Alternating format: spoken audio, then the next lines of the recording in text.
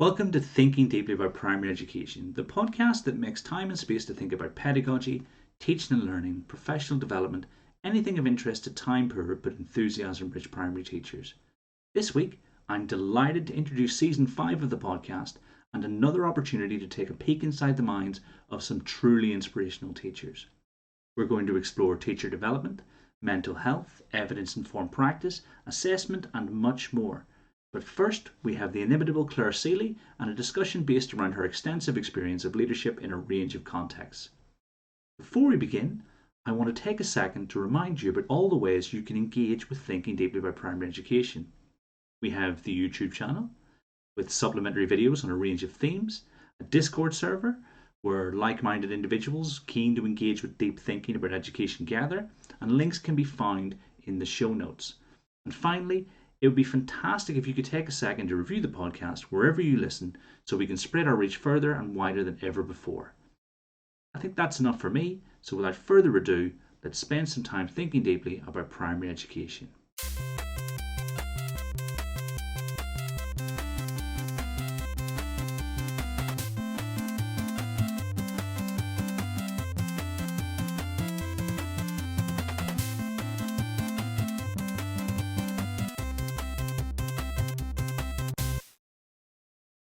So this week, I'm delighted to be joined by Clare Sealy. It's great to have you here, Clare. How are you?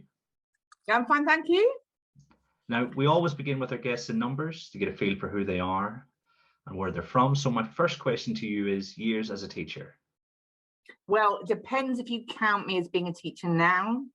Because for the last 3 years, I've been working as a civil servant in what's Guernsey's equivalent of Department of Education. So I still think I'm a teacher.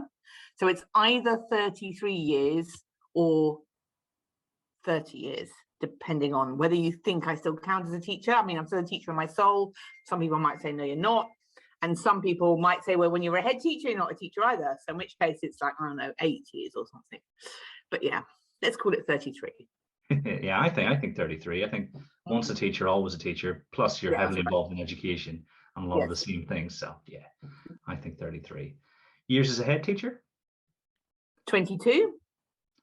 First year group taught? 4. Last year group taught? Well, as a class teacher, 2. I mean, as a head teacher, I taught groups. Yeah, generally year 6. But yeah, my last group that I taught was 4 kids in year 6 who were the absolute lowest in maths. And they were great. Until you finished with them, and then they weren't anymore. I don't think they were that, but they were a hell of a lot better than they were. But yeah. Most important year group? Yeah, no, I'm going to pass. I'm going to go no. Or they're all important. Very diplomatic. And but they are. I mean, you know. Favorite year group? Yeah, I don't know. I mean, again, I mean, they all have their quirks, their benefits, and disadvantages of all of them. I mean, like I really like year 2. When I taught year 2, and I particularly like them after Christmas, because up until the first term, some of them are still not quite joined. Well, you know, this is like early years people go, that's really terrible what you're saying, Claire, but they're not quite joined the planet of education yet.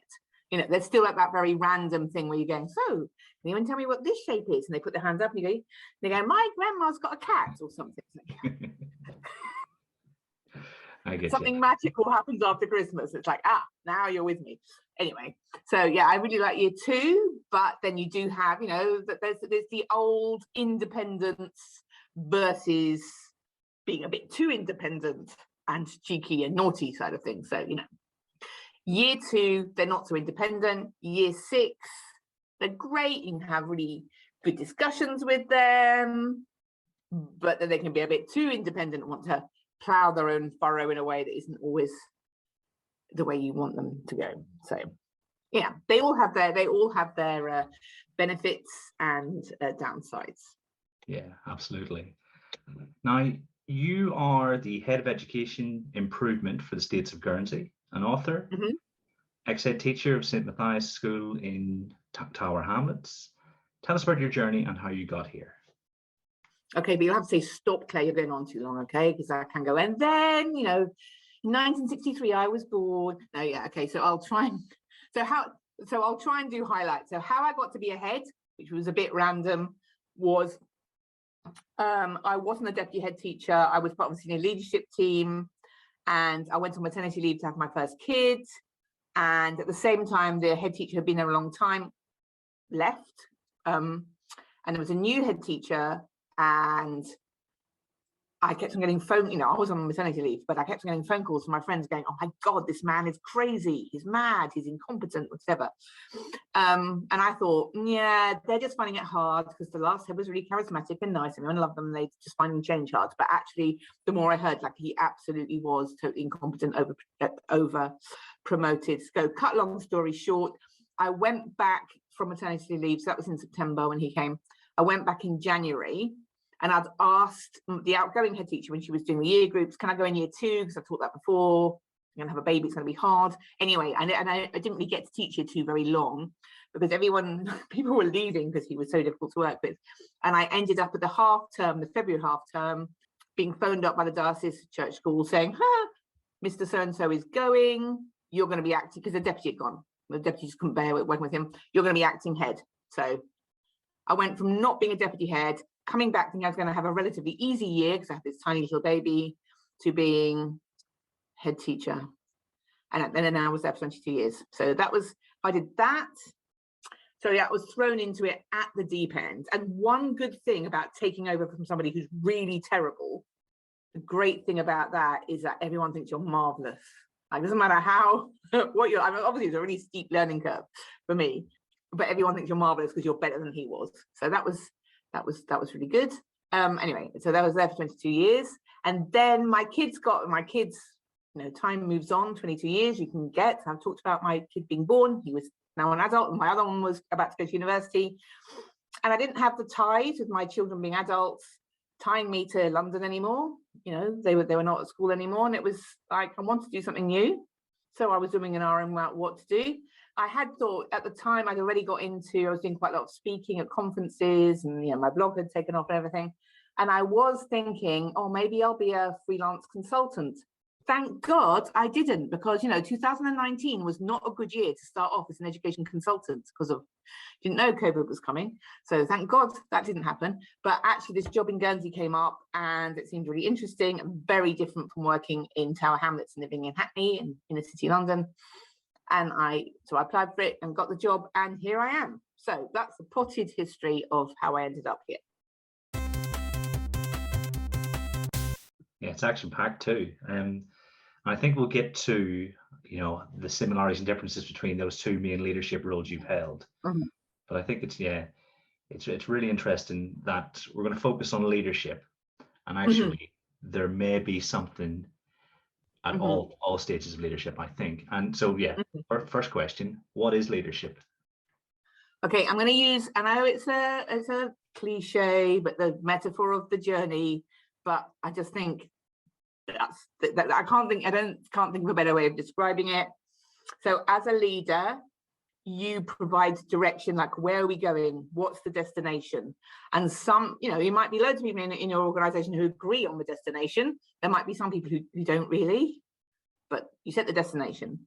Then you also, so you've got a map with a destination, and then you decide the route we're going to follow to get to that destination. And that's so it's about planning.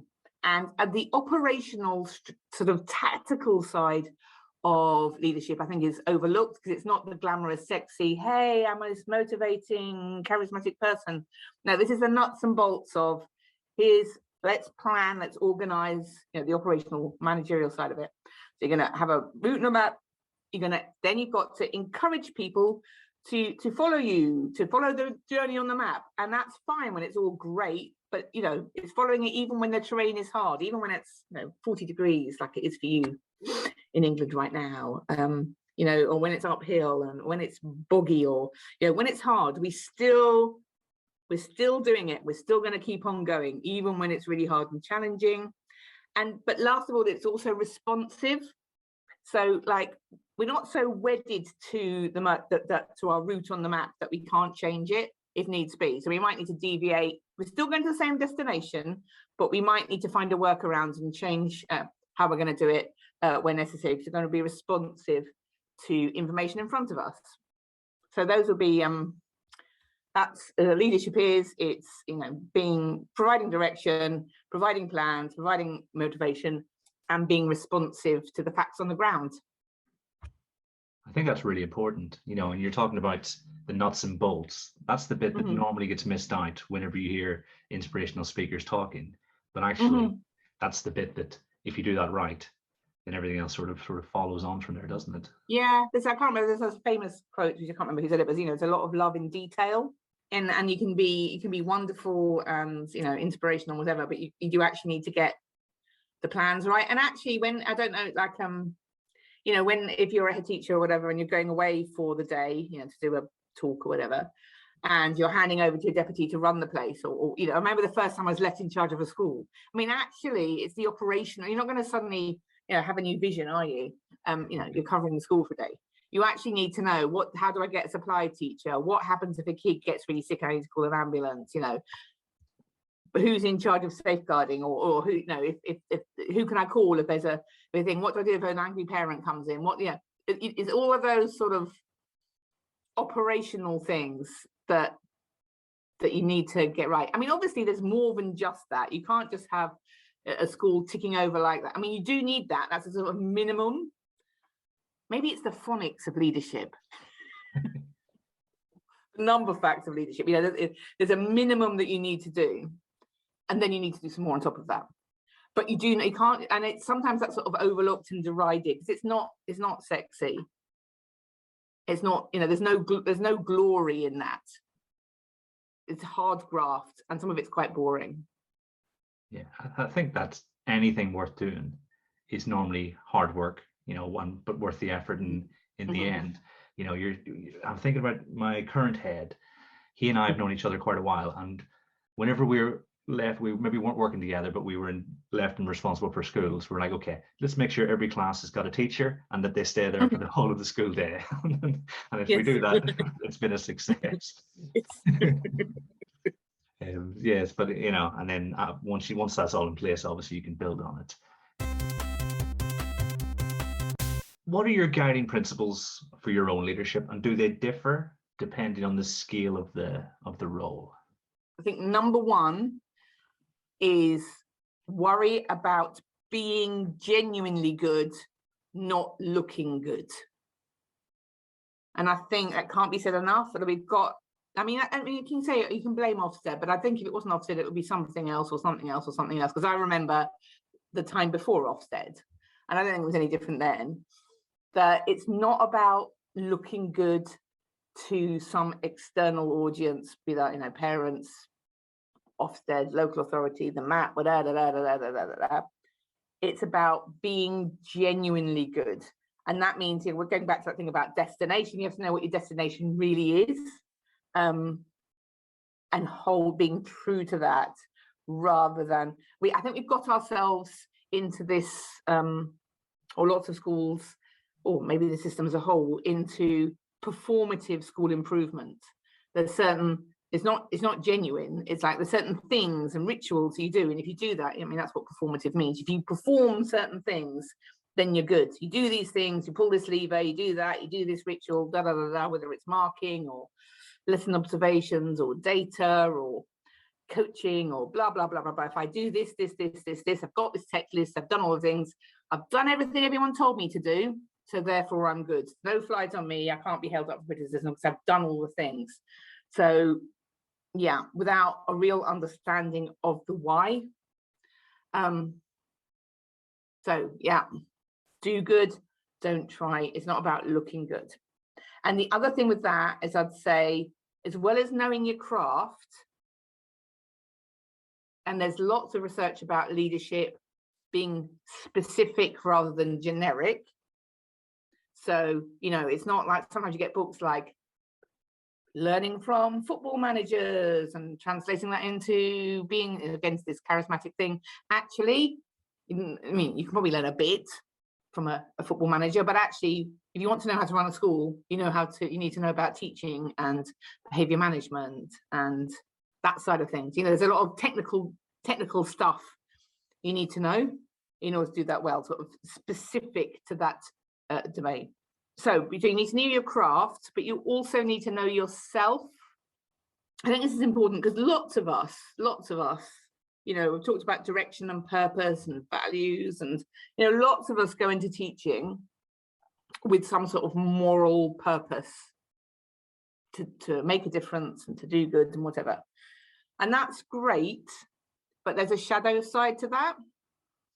Because if our ego is bound up with doing this because we're going to make a difference, and then it's quite hard to make a difference, actually. It's like one thing to say, yeah, I'm going to go in there and all the children will smile and glow and be wonderful and magnificent and fantastic, but actually it's hard and doesn't always work. And what happens when this vision is thwarted, if you don't understand your own motivation and where that's coming from, because it's not actually about you.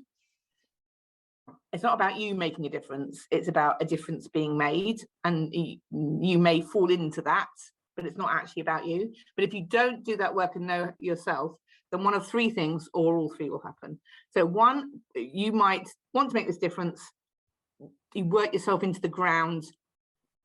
You don't have any boundaries on how hard you work, because if you're trying to do these wonderful things like combat poverty and end racism through education, then how can I possibly have a weekend off?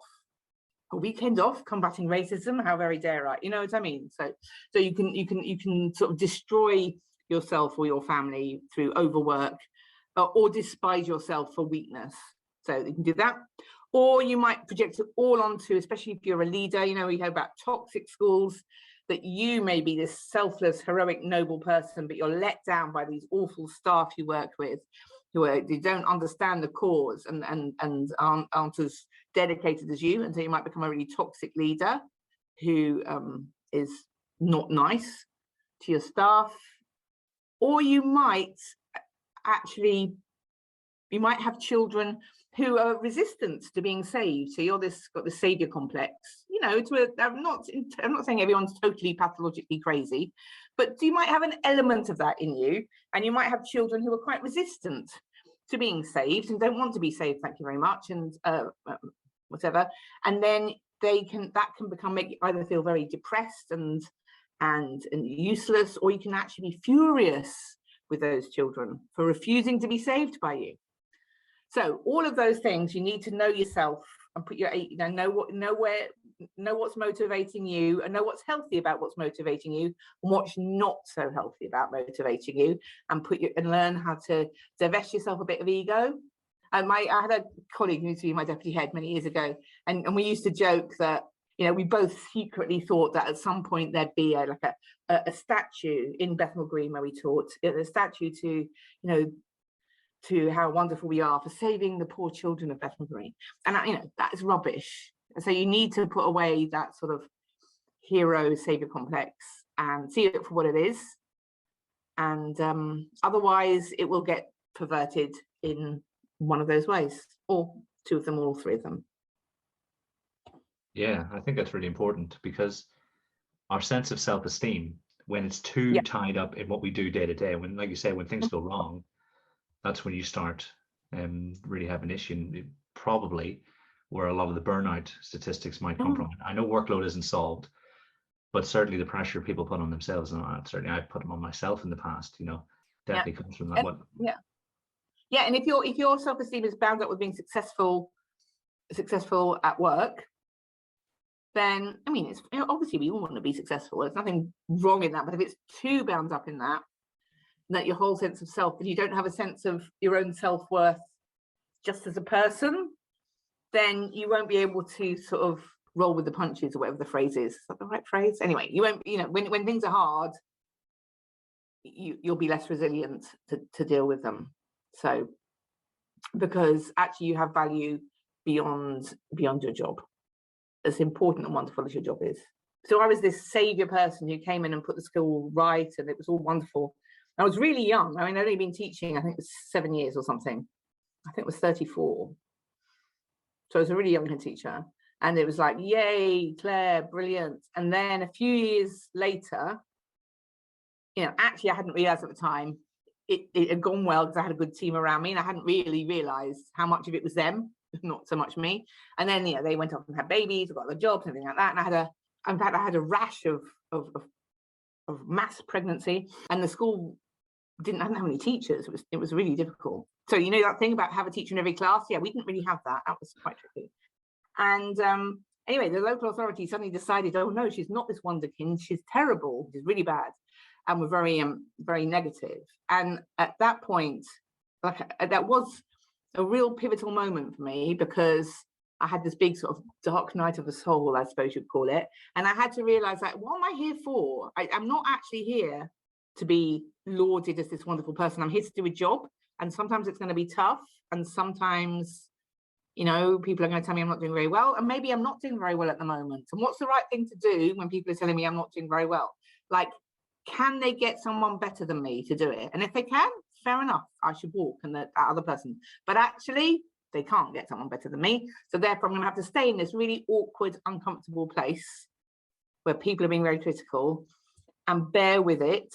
And I'm not getting any praise. In fact, I'm getting criticism that's really not deserved. But I got praise that wasn't deserved. So now I'm getting the criticism that is deserved. So suck it up and bear with it. And then, do you know what? It's horrible. It was really horrible at the time. But a few months later, all my teachers had gone off to have babies, all came back, and it was all fine. And then we had Ofsted, and it's like, see, we got good local authority.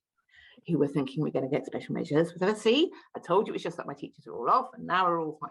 So it was fine, but I learned a really valuable lesson about myself and my motivations for doing it. So yeah, know yourself as well as know your craft and know your school. Talk about the scale of things. I mean, I've gone from one extreme to the other, and I don't think the principles, because you asked about principles, I don't think the principles are different. It's just how you enact them is different. So I went from a one formentary school, 240 kids, to like, I'm trying to work out, I think we have about 8,000. That's a bit different. So it's just like communicating. The bigger the organization, the harder it is to communicate, obviously, but also the more other people you're independent. Like, as a one formentary head teacher, you're a team, but actually you're really in charge. You're really, really in charge in a way that you're maybe even in the three formentary school is less so, but you are really, really in charge. Whereas here, I'm not the top person for a start, but even if I was, you are so dependent on others. I mean, you have to be. You cannot. First of all, there's the senior leadership team within the education office. Then there's also all the head teachers in all the schools, all the 19 schools. Then there's all their senior leadership teams, and there's their middle leadership teams, and then there's the teachers, and so on and so on and so forth. So communicating, that whole thing about being good rather than looking good. So it's about how to do things and why we're doing those things. So, what is good? How do you do it? Why we're doing it? The more people you have, the more complicated that is. Probably particularly difficult for teachers as well, because we like to have control so much. Mm-hmm. We're forged in the classroom, our own little dominion, and then we have to stop. I can imagine that's quite difficult. Yeah, I mean, and Peps McCree stuff. So it talks about motivation, and I think this is why that domain-specific stuff is important. So we can talk about motivation and literature, and that is not just in teaching. Peps McCree stuff on that is really interesting. But it says, if you want to motivate people, you need to secure success. Well, that's fine, but you need to secure success in the domain that you're doing. So this is securing success. I mean, he's using it for children, but you can do it for adults as well. If you want to secure success for teachers, you have to know what success, how to help them be successful. So CPD in its broadest sense. You need to, so you can't do that. You can't help them teach maths well if you don't know at least some sort of idea what teaching maths well looks like. Even if you're not going to do it, the head of maths is going to do it, your maths leader is going to do it. But you have to have some sort of idea of what that might look like. Run routines, the next one in his Peps McCree's 5 things. Make systems easy to follow. Well, again, you need to know what what sort of things will work. Nudge norms, so elevating the desirability of norms. That probably is generic. Tell people what you do want rather than what you don't want. But again, you have to know what you want, and that's specific. Build belonging. Yeah, that's probably generic. Build common purpose. Boost buy-in, and all of those things are true for children, but they're also true for staff. So, but again, the bigger the organisation, the more moving parts there are, the more complicated it is. Yeah, I'm a big fan of that. The idea that there's a lot of similarity between teaching and school leadership. I think a lot of principles overlap. Yeah, in fact, there's a talk I did ages ago, years and years ago, and we talk about responsive teaching, moving away from marking and into responsive teaching. And I did this talk I did is about, responsive teaching is also responsive leadership. And in the same way that we need to, as a leader, as a teacher, you're looking and seeing what's going on, and you're getting feedback, not for the kids, but for yourself. So there's assessment for teaching. So this AFL, I think that's a misnomer. A lot of it is not AFL, it's AFT, assessment for teaching. But there's also assessment for leadership. And that feedback, it's like, I'm going to give you feedback. Actually, the feedback's for yourself or for your other leaders. And if, say, you've got an initiative to, I don't know, improve teaching and punctuation, and if people aren't doing it, then why aren't they doing it? Well, they're probably not doing it because they're feckless. They're probably not doing it because you didn't explain it properly in the first place. I mean, you might have thought you did. You really might have thought you did. But it's like saying, that's like say a teacher saying, but I taught them about evaporation. Yeah, but I don't know it. So it doesn't matter what you taught them. Did they learn it? In the same way with teachers, you might have taught them about, I don't know, do nows or lining up in the corridor or teaching full stops or whatever it is. If they're not doing it, then you need to teach them again.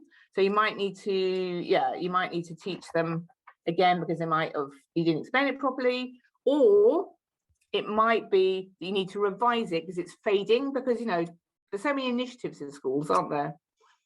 And sometimes we introduce another initiative and we don't actually say, that thing I told you a couple of years ago, that was, stop doing that.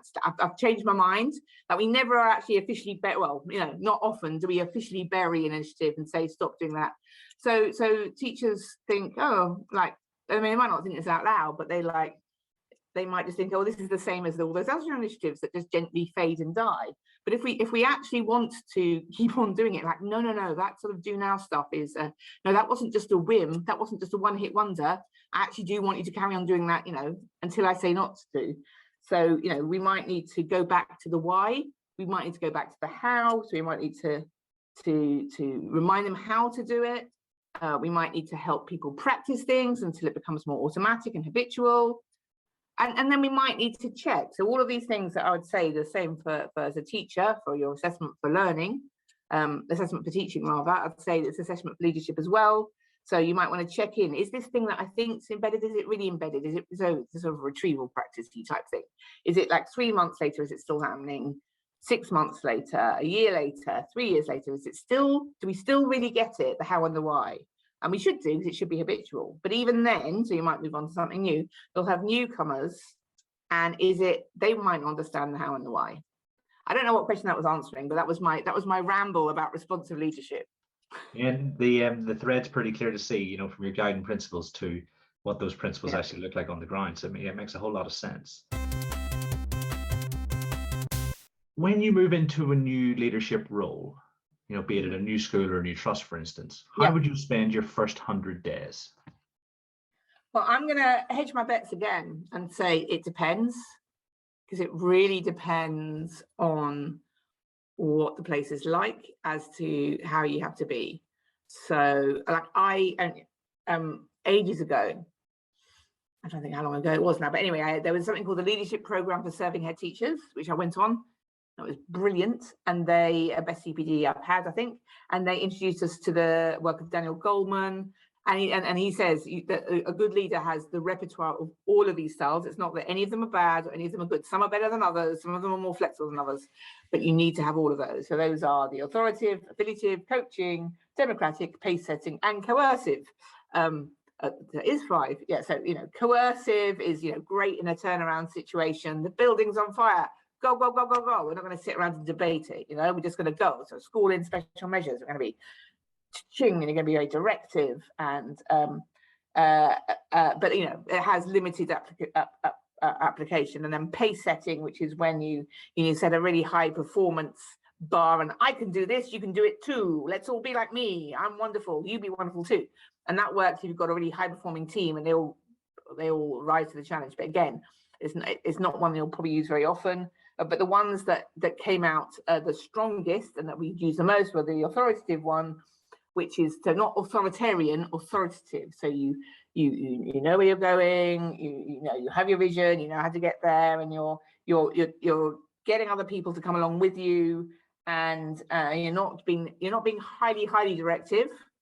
You're letting them take risks and sort of you know, you've given them the broad direction, but you're helping them make their own way of doing that. But alongside that is coaching, because I think, you know, if you're too like, hey, here is the broad direction, you figure it out. That's fine for some people.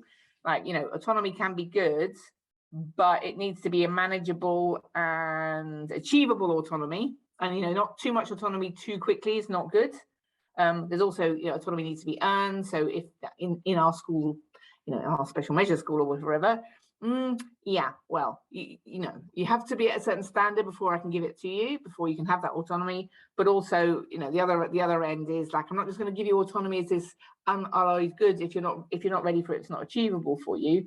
So it's something that you can fade out. It's a bit like with children, you know, you have to model and scaffold things, and then you take away those supports over time. So that's where the coaching comes in. So that's a very rambling answer to say, well, it depends what the school is like. So, and how much you know about the school or the trust or whatever, how much you know about it, so that you know whether it's which of that repertoire of styles, which ones you should be using where. So you need to do a lot of finding out, getting under the skin of wherever you are. So, you know, obviously that's talking to people, but it's also listening to, obviously, and talking and listening, more importantly, to them. But it's also spending a lot of time and seeing the core business going on and reflecting on that. But I suppose if you say, well, I'm going to come and see lots of lessons, people go, oh, because they think you're about to judge them. It's like, no, I'm genuinely just coming. I need to see how this place ticks. I think if I was going on as a new head, this is a top tip to new heads. You need to find out, you can ask people this, what is the thing that would make people most cross if I changed? And it's probably going to be something like the nativity play. It's not going to be the calculation policy. It's going to be, there'll be some touchstones. Like what would the thing that would make parents the most cross, who get the most grief from? What would make the staff, you know, the support? Yeah, in the school I was at, the support staff and Christmas, there was stuff about Christmas that was just sacred, not the Christian side of it, but just the other paraphernalia of, yeah, school photography. You know, it's things that like sort of there's things that are invested with value. It's bound to this direction. You know, I think I'm running a school to help kids learn. You think I'm providing something so that you can have lots of nice photographs and a nice disco, and you know, you've got this sort of memory of what a school should be, and that education is somehow tangential to that. Or, you know, the same with some of them. I mean, I'm parodying, but some staff, you know, it's about making sure that Christmas happens in a nice way. So that's again bad to direction. So yeah, and knowing what the destination, why we're here. So yeah, asking those questions and being prepared that some people are here for different reasons from what to that which you would assume they were there, you know. So yeah, that's not a neat plan. I think it really does depend. And I think the other thing I think when you move any job, and I've had this because at one point I was an executive head of, there's a school in Tower Hamlets that their head teacher left and they couldn't get a replacement. So for a couple of terms, I was head of 2 schools.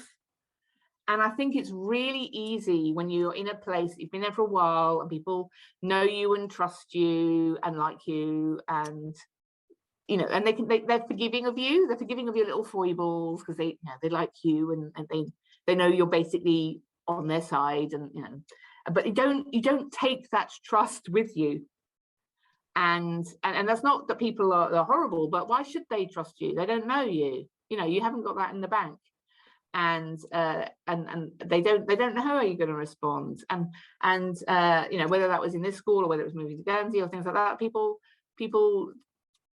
no, they don't know you, and therefore things that you might say as a little joke or something like that people, they don't get it, and they misinterpret you.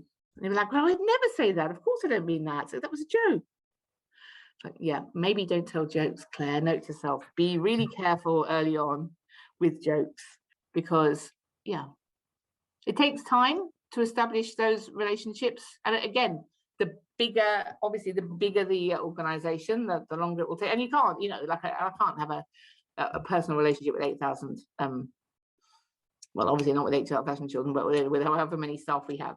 It's just impossible. But take your time, know that it's different. And there's all sorts of things. Talk about domain specific knowledge. There's also domain specific knowledge of the institution that you're in. Like really basic things, like you won't know how the photocopier works and you feel like an idiot. You think, oh, here I am, I've been brought in, I'm a leader, yay, I'm so amazing. And then you don't know how the photocopier works, and where the paper's kept, and you can't remember anyone's name, and there's just so much stuff you don't know, and you feel really stupid. And I think that's normal in a new job. You will feel stupid for a while because there's all sorts of nuts and bolts. Like you can't navigate the computer system.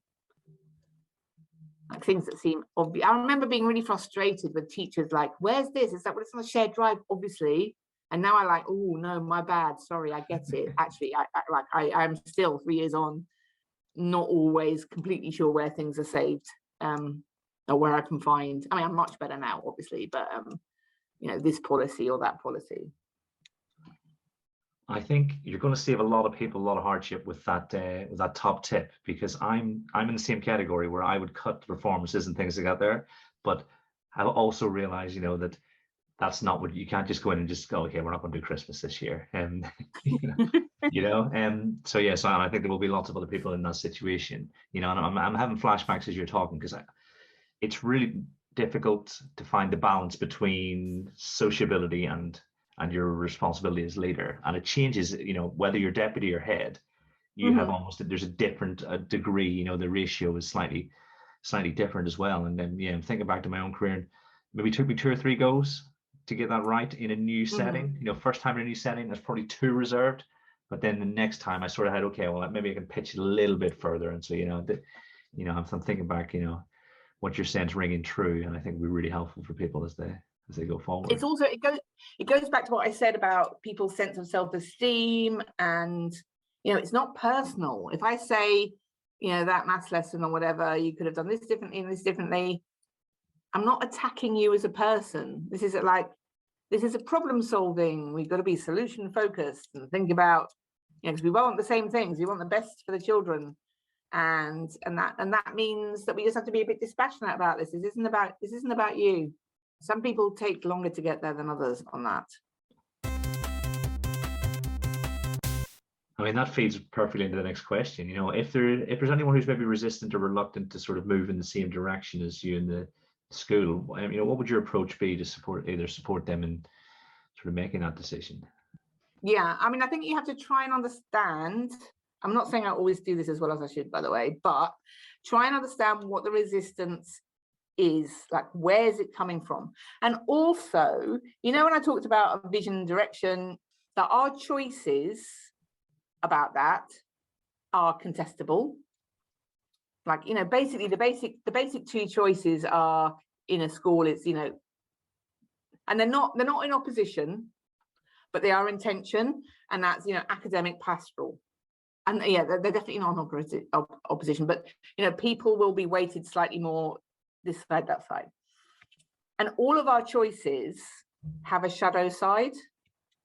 Jungian psychology. So, that the best, and we might make a choice and think it's very moral and whatever like that, but there is a downside to it, whatever it is. So if we're really, really inclusive and we'd never exclude anyone, and we really care about all these children who've had trauma and everything like that, that's wonderful. there's a downside to that in terms of maybe the impact of other kids, maybe the impact on what we're expecting of staff.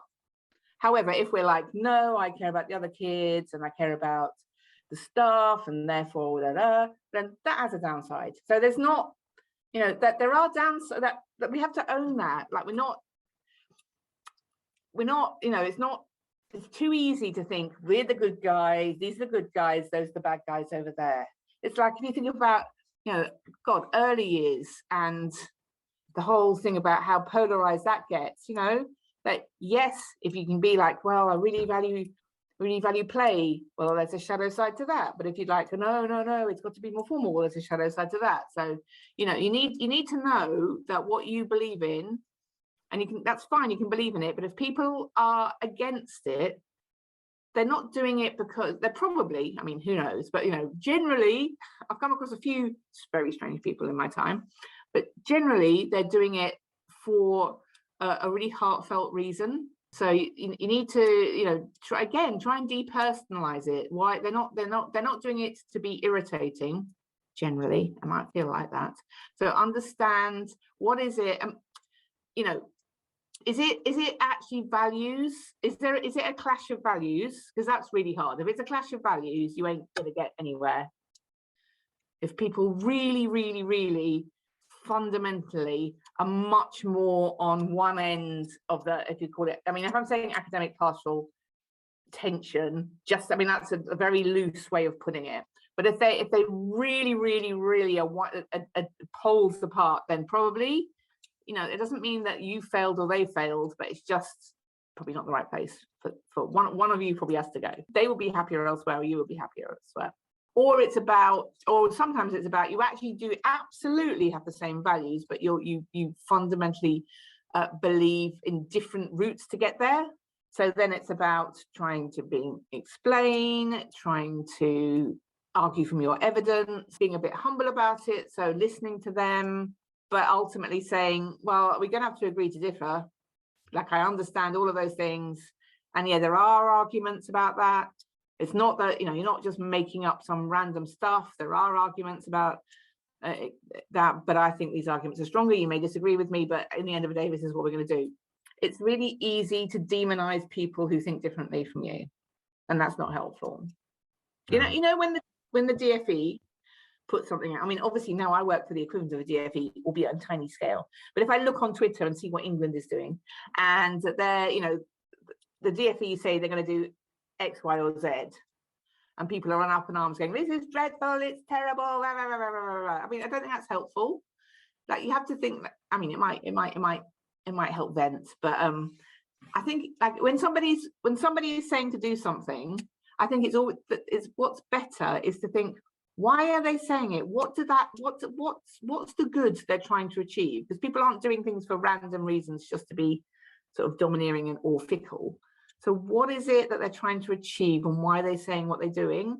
And then even if you disagree, it somehow makes it a bit bearable. Or you can say, well, okay, I can see that the end they want to achieve is this. And okay, so how can we tweak what they want? We're not going to do exactly quite like that, but we can do this, that is sort of achieving the same end. Is this something that I've overlooked as important? So, for example, some people really anti the times table check, which we don't have in Guernsey, but you have in England. And some people, so I think that the reaction to be that is that, why are people saying this is important? And not to go, oh, it's rote learning, it's meaningless, la la la la la la. Without, why are people thinking this is important? How is my approach meeting the things that they think is so important? That's a bad example, because obviously I think it's probably really important that kids know their times tables. I should have chosen a different example, which is one I'm less on side with.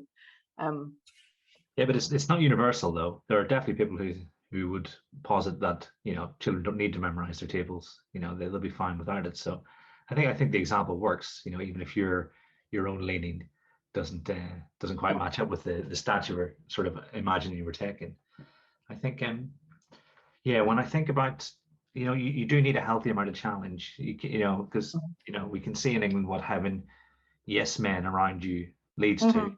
Total confusion, and disarray. And I think it's the same in schools. You need, you need those conversations in SLT meetings where people are talking about here are alternatives. For instance, in you talk about instructional coaching or coaching, well, there are maybe several different models you could choose. Why are we going to use this instead of that, and that kind of thing? I don't know.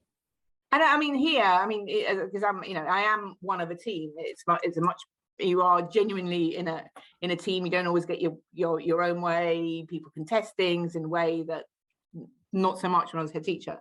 And sometimes it's really annoying, but actually, at the time it's like, yeah. But actually a bit later, it's like, actually it's better. What we're doing now is actually better because of that challenge. So. Yeah, I think that happens quite a lot.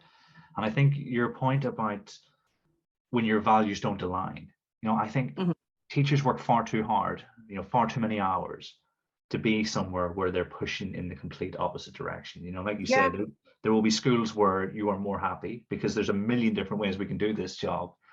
Yeah. You're not going to find two schools that are identical. No, and do you know what? Sometimes, like I see people on Twitter that I probably don't agree with and would do things very differently. But actually, I think, do you know what, though? At least you've got a real vision and you've looked and you've got your own research that you're looking into. I might think, yeah, it's not the right research. No. But, at least you have a real vision and you're trying to do it and you're not doing this performative school improvement that's just trying to tick boxes and please somebody else. Like, you have a vision of how you want it to be and you're going that way. And there's an integrity to that and a passion to that. And that's probably why, it probably works to a degree. It's the people who are just doing this sort of performative, trying to please. We've got, what does Ofsted want? There was something on Twitter, and actually she unpicked it later, and it wasn't just as black and white as this, but she's like, there was today about, I'm thinking about using marking codes. Do you think Ofsted will like it? It's like, who cares whether Ofsted? That's completely the wrong question. I mean, one, they don't care. They don't care at all for a start. But, that's not why we do things. You need to, if you're going to use marking codes, it's because you think it's going to help children learn better in a way that's more effective and has less workload for teachers. That's why you would use them. But there, personally, I would do something else. But that's one way of doing it that you might want to do.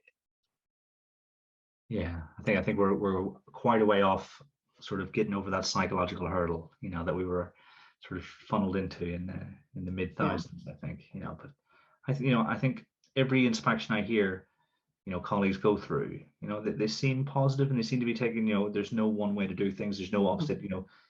Back in the day, you learned to dance, you taught the way you were supposed to teach, and then your lesson was outstanding. But now it's actually, I think there's an expectation, thought will have gone into the why. So, I think that's promising, without alienating all those people who anti-Ofsted and happen to be listening. I think there's a place for external validation, but we're not, it's not. Well, let me tell you a story about back in the day, before Ofsted, which obviously I remember. Probably lots of people here are far too young to remember that. But my brother was a secondary school teacher, and he was teaching English. And the head of English said, well, English is about communication. So if children are wearing their, what they call Walkmans, do you remember? You're probably too old you're young for Walkmans, but back in the day, before iPhones, Walkmans, if they're on their Walkmans listening to music or whatever, that's communication, so that's fine. Can you imagine? It doesn't matter if they're not listening to my lesson, it's because English is about communication. That is why we need Ofsted. Like before Ofsted, honestly, it was so bad. Like, people did really, really, really terrible stuff, and that's why. And that, I think that's, and when you talk to Ofsted inspectors, they'll say, yeah, but you haven't seen what I've seen. Like, if you're a reasonable school, it feels like disproportionate, but actually we need people looking in and checking, and it isn't, because there are people out there who are doing some really not good stuff. Thousands of teachers and leaders take inspiration from your work. Where do you go for your sources of inspiration, and how do you ensure that your own professional development is tended to? Because if you're, like you said, talking at research ed or doing, many of the different things that you sort of do in what would appear your spare time, how do you make sure that your professional development keeps ticking over as well? Well, I think that Research Ed is, I mean, yeah, I speak at it sometimes, but I also go to all the other people's talks. I'm only talking for one slot. So that's been brilliant. That's really, really, really helped me. And I've heard some wonderful people. There's the obvious, well, obvious to me, big names, whether it's Daisy Christodoulou or Oliver Caviglioli or Tom Sherrington or, Pep Sapri I've talked about, all of those people that, Sonia Thompson, Andy Percival. So all of those people. Twitter, I know Twitter is derided sometimes, but just ignore the rubbish. That's what I say with Twitter. If people are in some random argument about nothing, just scroll on by and just don't get involved. Or get involved if you want to, but know that why you're getting involved. But yeah, actually Twitter has been brilliant. It's just people put links up to things and you read things and you read another thing, and yeah, I've learned so much. That probably Twitter's been the biggest thing that has shaped me, exposing me to so many viewpoints. And also, of course, I mean, Research Ed, you know what you're going to get. I mean, it's not as monolithic as some people might think it is, but there's a certain take on things you're going to get. But the thing about Twitter is you get all sorts of stuff, and I follow loads of different people and read lots of different things, and some of the takes are like, don't know if I necessarily agree with that, or again it's like, well, I might agree with some of that. So challenging yourself and not always staying within the same echo chamber. So yeah, loads and loads of blogs, and then from that you might actually read a whole book, not just a blog occasionally. Podcasts like this one, or loads of other ones. My mind's gone blank now as to all the other ones that are out there. I have to say, there's one thing about moving to Guernsey, because I'm not great at listening to podcasts unless I'm doing something. Like, I'm one of those people who, like, lots of people say that. So I'm like, I used to listen to them a lot when I drove, but Guernsey's too small. You're never going very far in the car, so you haven't got time to listen to a podcast. So I listen to them less since I moved over here. That is to say, whereas I used to be able to listen to one, journey to work, journey from work, done. Yeah, I remember when I started listening to Craig Barton's podcast, and I'd be driving maybe 40 minutes one direction, 40 minutes back, and over the course of maybe 5 days would finish one of his episodes. Yeah, no, brilliant. Yeah, Craig. Yeah, that's one of the key ones, isn't it? I'm just trying to think of all that. There's so much out there now, so much out there you can listen to. Yeah, I think that the pandemic's definitely made it a lot easier for us to access the technology necessary to make this kind of content. I think it can only be a good thing, because you get people thinking about their practice and their craft and sharing it with other people. I try and listen to podcasts when I'm doing tasks that don't require all of my attention. So if I'm doing maybe some sort of spreadsheet, and maybe not the check-in part of doing the spreadsheet, but the manual input. Spreadsheet I would need to concentrate, but cooking, ironing, not that I iron much, that's why I don't listen to podcasts very much anymore, because I hate ironing. But those sort of things. Yeah, I've got the dishes. We don't have a dishwasher. I've got the dishes manually, so that's a good half hour every night. Some other activity too.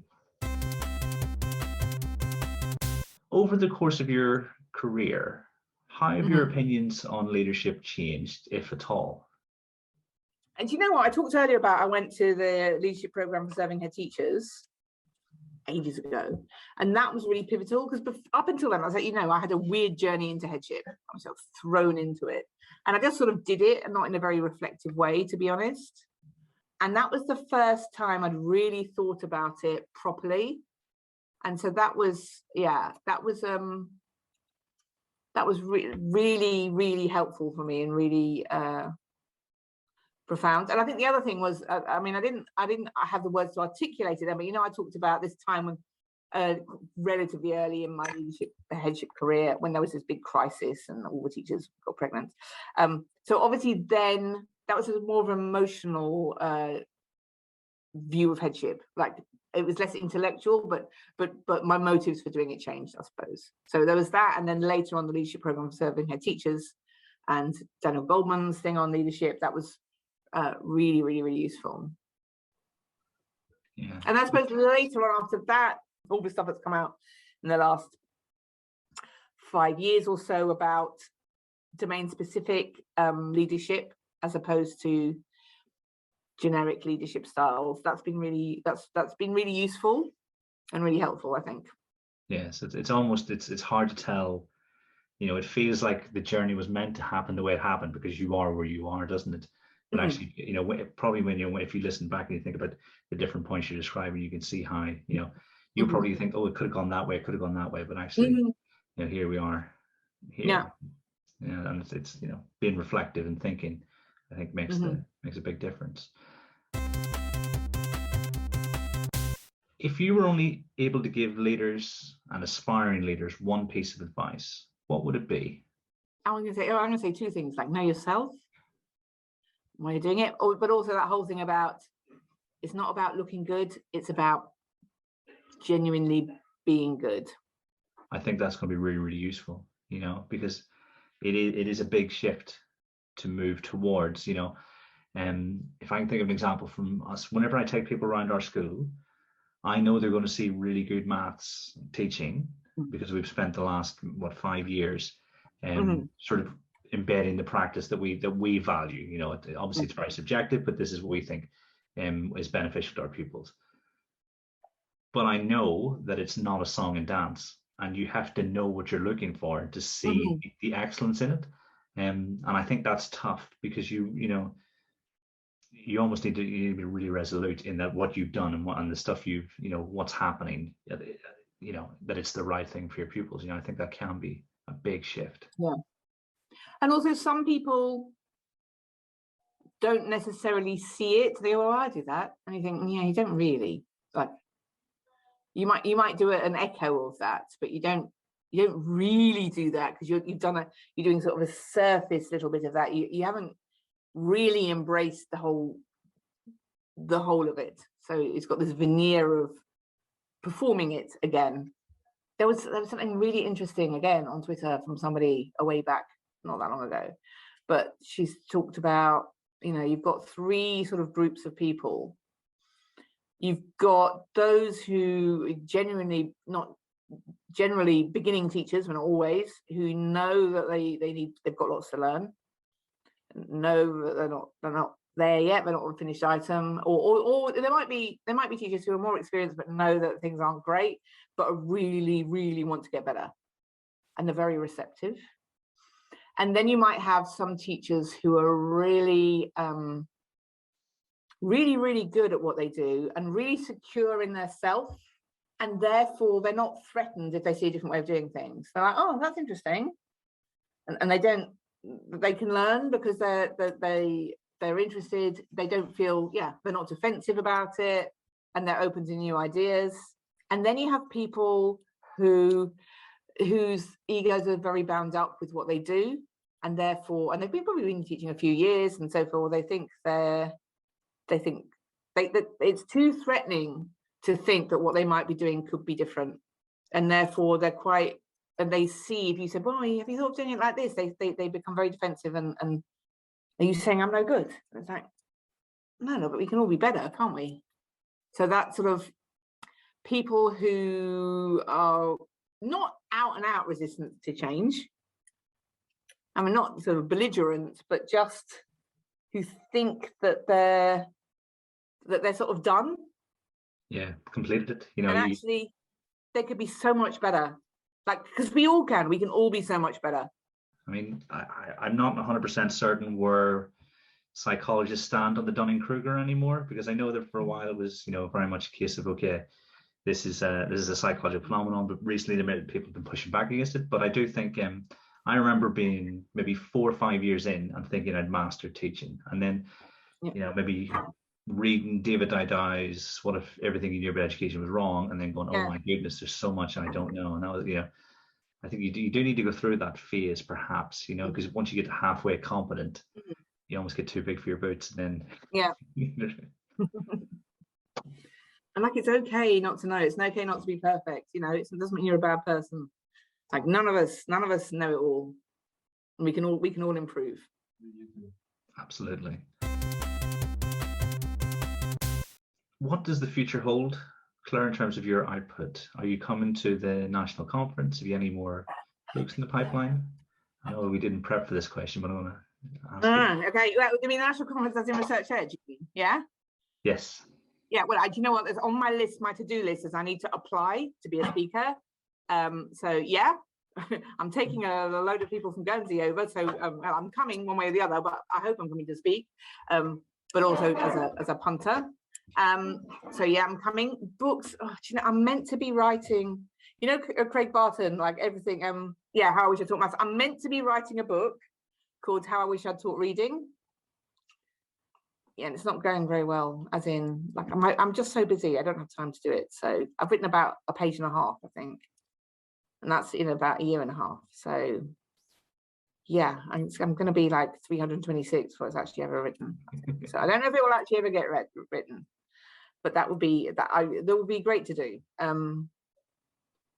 don't know, I think Chris Such has sort of cornered the market on that, so maybe his book is so good. Maybe it's not needed anymore. But anyway, I would like to be able to do that. Yeah, like even my blog outputs, I've done 2 in 3 years. So just life is busy. That's all I can say.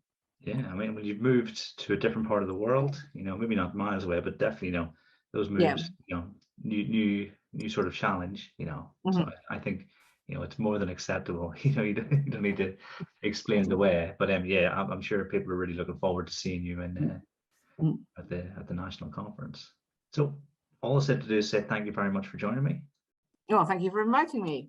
It's been an absolute pleasure. And I think we could have gone for longer. I think I might melt if we do go on for longer.